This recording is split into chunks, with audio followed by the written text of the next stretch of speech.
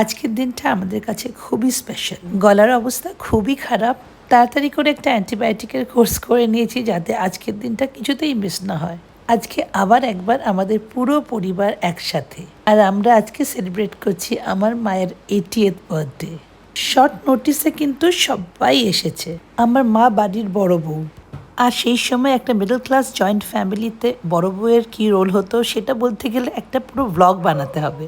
তবে আমার মা সবসময় বলেছে যে মা কোনোদিন বাপের বাড়ি মিস করেনি। আমার কাকিমারা ছিল মায়ের বোনের মতন, আর দাদা বৌদির কথা ছিল তাদের কাছে ফাইনাল কথা। আজ আমার বাবা নেই, কিন্তু আমার কাকু কাকিমাদের কাছে আমার মায়ের জায়গা কিন্তু এখনো সেই একই আছে। ছোটবেলায় আমরা বাইরের ওয়ার্ল্ড খুব একটা দেখিনি।